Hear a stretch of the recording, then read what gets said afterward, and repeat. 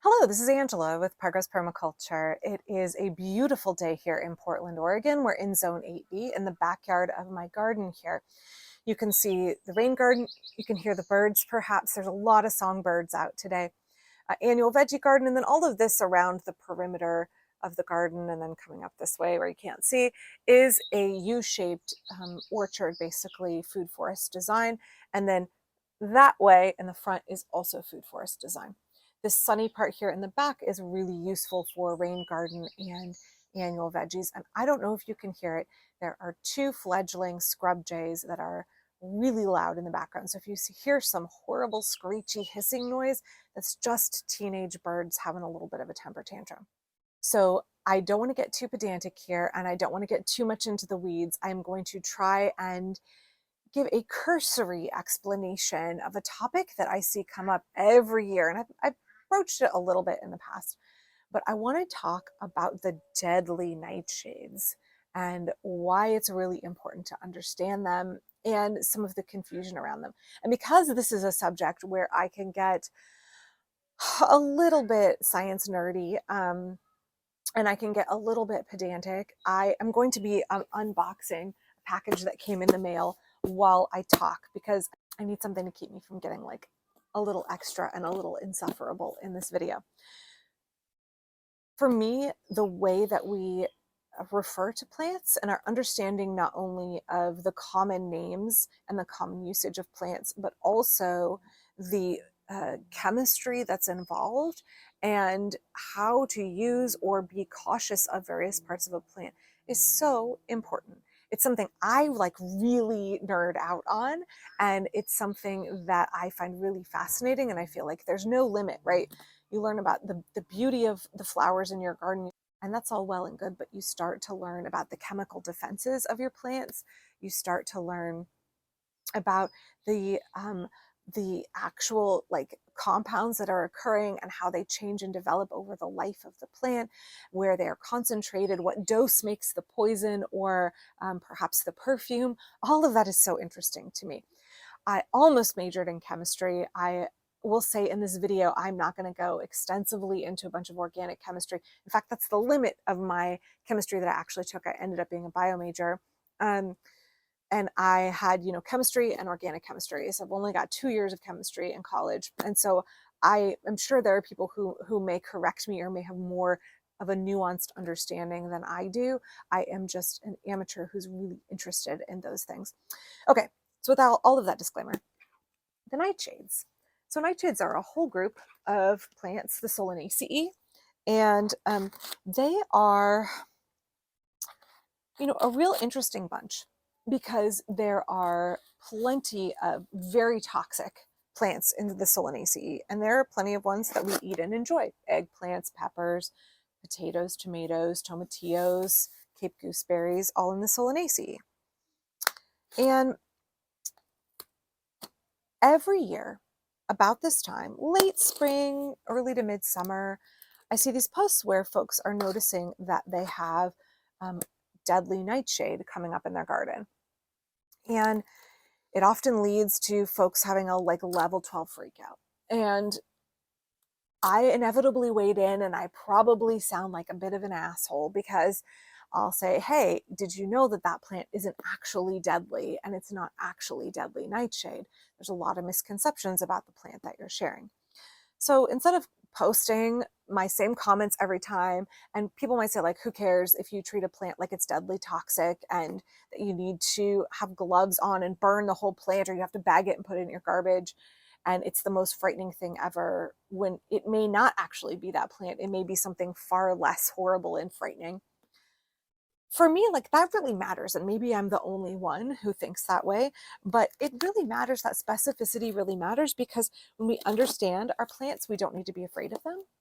And when we understand like what the actual compounds are and at what period, at what point in the plant's life cycle and in what parts of the plant those compounds that are toxic to us exist, we can know whether we have to handle something with gloves, or perhaps something is like poison hemlock and we really should wear long sleeves and a respirator when handling it, or whether it's something like actually like maybe it's edible and there's just a lot of misunderstandings. I think all of that is really important.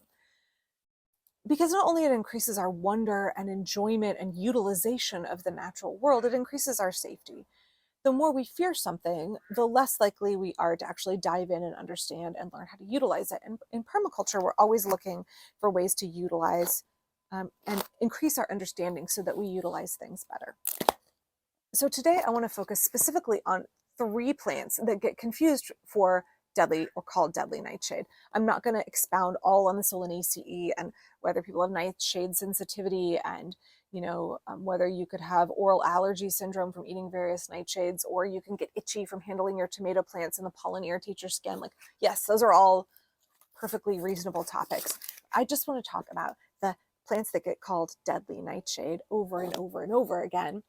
And I can see that my kid's knife got put away damp. I'm going to have to come out here and take a little bit of oil and steel wool to that. So, okay, I'll show you what's in this in a second. So there's these 3 plants, and they frequently are called deadly nightshade. It doesn't matter if it's a Pacific Northwest gardening group or a larger gardening group. Someone will post a picture, what's this plant in my garden? And immediately someone will say, deadly nightshade. You've got to, wear gloves. You've got to bag it up and put it in your garbage. Don't compost any of it. It's so deadly toxic. It'll kill you. It'll kill your kids. It'll kill your dog. And for me, that's so alarmist and so unnecessary. And I don't want people to feel fearful of things in the garden that they can know and utilize. Okay, so first of all, let's talk about what is deadly nightshade. Common names are confusing, and a lot of things go by names that are not accurate or get confused. So Atropa belladonna is deadly nightshade. It's quite toxic, and it is a plant that 2 to 3 berries can potentially be fatal for a small child, right? So it's quite toxic. If you live in Oregon, you're not going to have this plant in your garden. It basically doesn't grow here, and you don't need to worry about it. It's really easy to identify and looks quite distinct from a number of the other nightshades in that it has these kind of trumpet-like purpley flowers that are really very lovely, and these larger than the other plants we're going to talk about, deep black berries that face upright. And it's very distinct looking. And I will have links for more information on all 3 of these plants down below. So Atropa belladonna, deadly nightshade, quite poisonous. So if you ingest Atropa belladonna berries, you could have lethargy, you could have hallucinations, loss of consciousness, coma, and even death. If you eat any amount of any part of the plant, you need to go to the emergency room, and ideally, your loved one needs to take a sample of the plant with you, right? If you have access to the plant, take it with you so that you can confirm accurately, or the physician in the emergency room can accurately confirm what you've ingested and how to treat you. Not something that grows where I am. And yet I see 2 other plants commonly misidentified as this plant, and we'll get into those in just a second. Atropa belladonna, very useful plant from which we get atropine, very toxic plant. And with any plant, any organic compound, the dose makes the poison, right? So lots of disclaimers here. I am not a chemist, right? This is something that interests me as a hobby, but it's a little bit common sense in that whether you consume something at different periods in its life cycle or in different doses or different portions of the plant, you may get various quantities of whatever, toxic alkaloids, of whatever compounds are going to be toxic. And they may be toxic in a way to people that they are not to dogs, and et cetera, et cetera, et cetera, right? So nothing I'm saying is 100% universal, but you get the idea. Okay, so Atropa belladonna, actual deadly nightshade. And with that, I'll show you one of the things I got. These were all, I got some yarn. I'm going to be doing a little bit of knitting. These were all on clearance, 50% off. So this is Malabrigo. I'm going to make a vest with this one. It's a really lovely purple. And then I got 2 shades of green. If you can see, there's 2 different shades from which I'm going to make another vest. It's going to have subtle striping in the collar here and along the arms. I almost never buy new yarn. I think earlier this year was the first time I'd bought new yarn in years, several years. So twice in a year I bought yarn. That's pretty impressive for me. Look, I'm enjoying the soothing quality of my yarn here and not getting too wound up about what's to come. This beautiful green. I got this because this green will go with both of my wool skirts that I wear a lot in the winter. So I'm always freezing, long wool skirt, long sleeve shirt, and then I can have a wool vest. Okay, so I'll show you the rest in here in just a second. So the first plant I see confused with deadly nightshade and misidentified as deadly nightshade frequently is Solanum nigrum, also closely related species Solanum americanum. This is black nightshade, and it is a plant that people freak out about because it's also a nightshade. Different genus, Atropa, Solanum, not closely related actually very much. It is a plant that has black berries. However, they are not berries that are produced singly upward facing. They're in a little hand that hangs down, and the berries are much smaller and they're less shiny. They're more of a dull color. They also have white flowers, small white flowers that very much resemble a white version of a tomato flower or a small potato flower. Black nightshade is eaten extensively. I tend to get frustrated when people post flipping out because, you know, their grandma told them or they read somewhere else and they've somehow, you know, folded in this misunderstanding that this plant is deadly nightshade, when actually it's a perfectly edible, usable plant.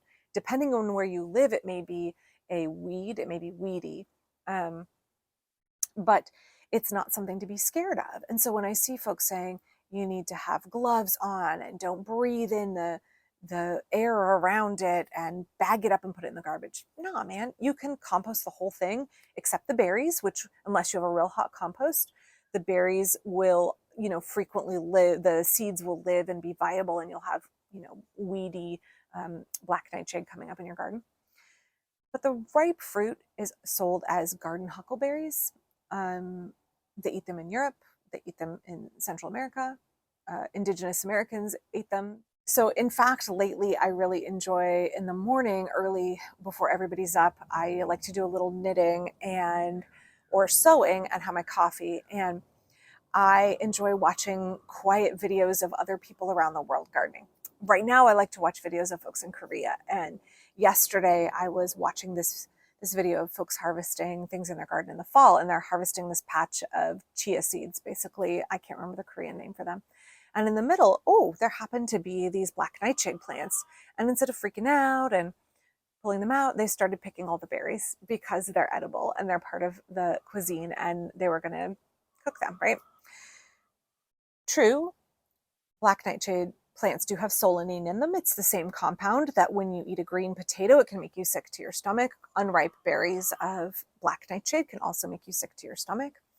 And as with anything, don't cook a plant that you're not familiar with without knowing how to properly prepare it. As I said in an old video about black nightshade, the same way you wouldn't eat raw or undercooked chicken, knowing how to properly prepare a food is how you can safely consume it, right? So just because you heard a plant is edible doesn't mean that you should just, you know, pick a handful and shove it in your mouth. You need to know how to prepare it. And also, I will say, with any new food, you want to introduce it carefully into your diet. After you know how to properly prepare it, you want to make sure that you are not consuming large quantities of a new food that might upset your stomach. Introduce slowly. That's black nightshade. It doesn't have atropine in it. It is not closely related to deadly nightshade. You can compost all parts of the plant except the fruit in case you don't want volunteers next year. And the mature fruit are actually edible and eaten widely around the world. Okay. So before I get to the next plant, the last thing that I ordered, this also was on clearance, I think half off. I have spun through almost all my fiber except for 2 bags of alpaca. And I rarely get fiber that is, oh, they sent 2 and I only ordered 1. This is on clearance. I wonder if it was the very end of it. Let me just look at my, okay, well, I have 2 of these. So this is Malabrigo. I think it's pronounced Nube. This is their braid of their wool that they spin into yarn, and it's for home spinners. And I've seen a lot of folks talking about how beautiful these colorways are. And I am going to be spinning these in an upcoming video. So I will have some tips because they're kind of notorious to prep. So I'll have some tips on how to do that, and that'll be upcoming. So see, I'm going back and forth with the fibers so that I don't get a little bit too wound up here. Lastly, as I'm still in my soapbox, the third plant in this list that frequently gets called deadly nightshade is Solanum dulcamara, bittersweet nightshade. It is invasive where I live. It is gorgeous, a beautiful plant. It has kind of a vining habit and can get quite tall. It has smallish purple flowers that are really quite lovely, and the bumblebees love them. I typically have one or sometimes two volunteers every couple years in my yard that are bird planted. And when I do get them in my garden, I let them flower because they are such great bumblebee food. And I want to, let them go as long as they're covered in bumblebees. I remove them before the fruit matures, and I compost all parts of the plant except the fruit. And that is because they are technically invasive. And if I know something is on my invasives list in my state, I don't want to participate in perpetuating that plant. So I remove all the fruit. But this very often gets called deadly nightshade, perhaps because it has purplish flowers like Atropa belladonna. But Atropa belladonnas are, again, more of that trumpet shape, and they're kind of a pinky purple. And the Solanum dulcamara are very much, they look like a little purple tomato flower. Very, very much like a tomato, except not yellow, purple, with a yellow eye in the center. Yeah, very yellow pollen. And then the fruit are egg-shaped, and again in a hand. And they're small and egg-shaped, maybe the size of my pinky nail. They start out green and they mature to a very bright red. And as we know, in North America, about 50% of red berries are edible for people and about 50% are toxic. So if you are in a survival situation, you really don't want to go for the red berries as your first bet. Blue berries have a much higher rate of being edible, and multilobular berries are all edible, like raspberries and blackberries. But I digress. So red berries are not necessarily an indication that you can eat them. There's plenty of very poisonous red berries. Like the black nightshade and like our potato plants, the bittersweet nightshade has solanine in it, and that will make you sick. It has other alkaloids as well. And again, I'll link to some more nerdery down below, including a couple of articles where they assessed the quantity of toxic compounds in various parts of the plant at various stages of maturation, including the berries, comparing green berries to red berries and the toxicity between the two of them, which I found very, very interesting. And you might find really boring, so I won't go into it right now. So those are not edible. They're mildly toxic. If you ate a handful of them, you might get a pretty upset stomach and not feel too great. You would have to eat a lot of them to kill you. And let's not test that boundary, right? But bittersweet nightshade, again, that very strong reaction when folks see it posted online, wanting to call it deadly nightshade and flipping out about it. And so I hope that that helps you understand the difference between Atropa belladonna, Solanum nigrum / americanum, and Solanum dulcamara, where they are all in the nightshade family, but different compounds, and different parts of the plant have different concentrations, and at different phases in their life, different concentrations. Some are edible, some are mildly toxic, some can kill you. So I hope that in itself is helpful, but really the point that I want to make here is that the more we can understand not only how to differentiate between species in our garden, but also understand the mechanisms through which they can make us very ill, or the useful compounds that they contain, the more we can design for better and more resilient gardens, the more we can appreciate the garden. The more we learn, the less we have to be afraid, the less we have to be really reactionary when we see a plant, the less we have to be scared of what is out there in the garden, right? I used to be quite scared of mushrooms in the garden, and particularly in terms of my small children or my dogs consuming them. And that was a big reason that I started learning more and more and more about fungi in Oregon, because I wanted to dissolve the fear, right? I wanted to understand. So I knew enough to have a healthy respect for the fungi in my garden or when we're out and about in nature, and to take away that fear. And I hope that that can be the same for plants for you as well. I know for me, it really is. I learned to appreciate the plant more. I learned to appreciate the evolution of the, the defenses that plants have that they produce and that they put out to protect themselves and to perpetuate themselves as a species. I find that really interesting. It also, again, can lead us to things like new medicines, new foods, new compounds that are beneficial in all kinds of ways when we understand them. I have spoken a lot about being an unschooler, and one of the things that we really drive home is the value of science and scientific literacy, and how I encourage my kids to explore science. Having a really good foundation in basic biology and in chemistry only enriches our experience of the garden. It only enriches our ability to enjoy what is out there, and it reduces our fear and anxiety at the same time, right? The garden is a source of peace and beauty and food and medicine. It is not a source of anxiety and fear and feeling like we have to don a hazmat suit and bag up plants in plastic bags and throw them in the garbage because we are afraid of them. Even the plants that we have that are very toxic, like if we had hemlock or if you had, monkshood flowers growing in your garden, because they're beautiful ornamental, that's far more deadly than anything I talked about in this video.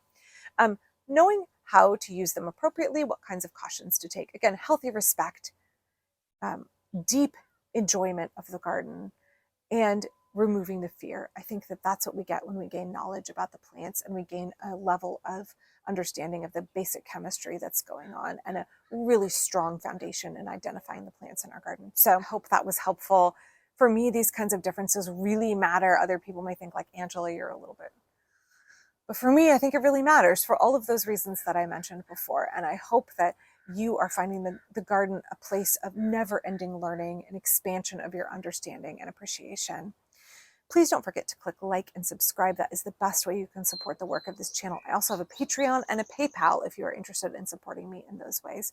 And check out links down below to some very nerdy articles about all three of these plants. I'll be back soon. Bye-bye. You can see this is a worsted weight yarn versus this is a sock weight worsted weight.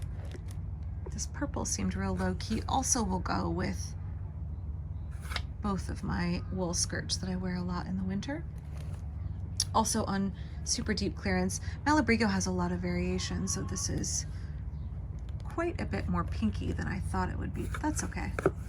You get what you get with Malabrigo and you enjoy it because it's very soft, lovely yarn. So that will be an easy vest for me as well. Second time in a year I bought yarn, second time in the last probably 3 to 4 years I bought any yarn at all. Just figured I would treat myself. It's been a hard year. And this will give me a chance to knit for myself a little bit here. Add it to my butterfly vest I made earlier this year with hand spun and some gifted yarn. And I will have 3 lovely warm vests, and that will get me through the winter. Part of the reason I want to knit some more vests is that some of the ones that I had that I wore in previous years no longer fit me, and I have passed them down to my daughters. So looking to replace those in my wardrobe.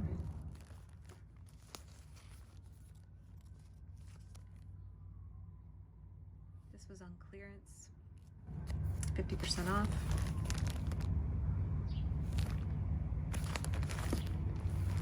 This top can be really fiddly to get going, so I am going to have a video about this upcoming. Really beautiful colorway. I didn't have any choice because again it was on clearance. What there was what I got. These were on clearance, 50% off.